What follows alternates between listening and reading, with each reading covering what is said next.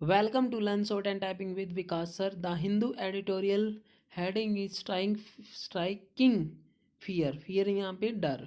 देखो आपको एक न्यूज़ आई है आज हमारे न्यूज़पेपर में, उसी को लेकर ये आर्टिकल है। हरिद्वार में कुछ मुस्लिम्स लोग हैं जिन्होंने हेट स्पीच दी है, मतलब काफ़ी सारी फेसबुक पे अपलोड की है और उसी को लेकर काफ़ी मतलब बवाल हो गया है।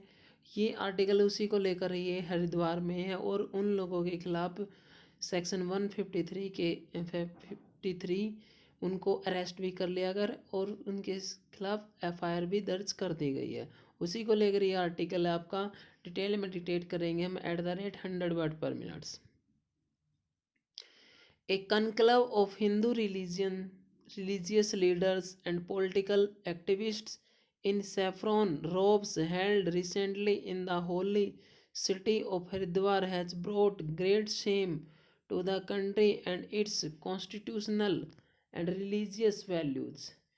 In a so-called Dharam Sansad or a religious parliament, key personages with a track record of inflationary and provocative speeches made unconscionable calls for genocide against Muslim and asked Hindu to arm themselves. There were other offensive themes running through the speeches, parts of which have come out in the public domain in the form of video footage indicating an alarming zeal to separate hatred for minorities and render them vulnerable to armed violence. It requires no deep knowledge of recent national history to say that the genocidal tenor of the conference is the apotheosis of divisive and sectarian tendencies that have been displayed with great impunity by Hindutva organizations in recent decades, but more odiously since 2014.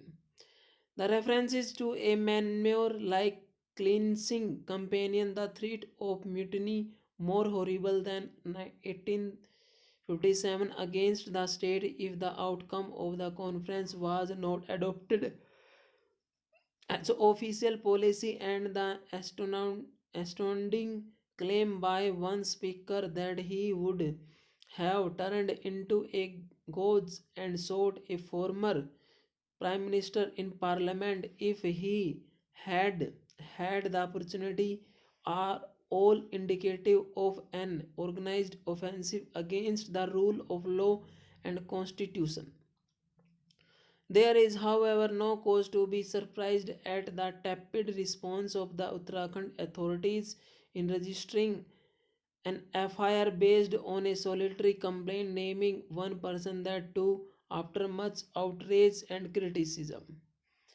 A feigned and manufactured sense of fear about the future of Hindus and Hinduism in India has been the hallmark of right wing politics. The conclave of religious leaders is providing an outlay for such rapid thoughts, and the confidence with which messaging of hatred are being banded out about suggests an acceptation of official patronage.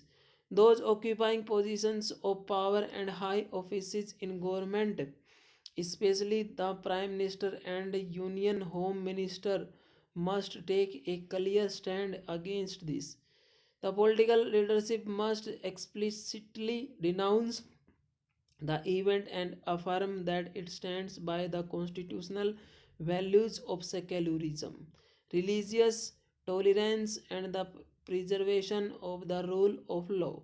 The police in Uttarakhand should act more resolutely and invoke all applicable provisions of law and not be content with a solitary FIR under Section 153A of the IPC, which deals with promoting enmity between groups.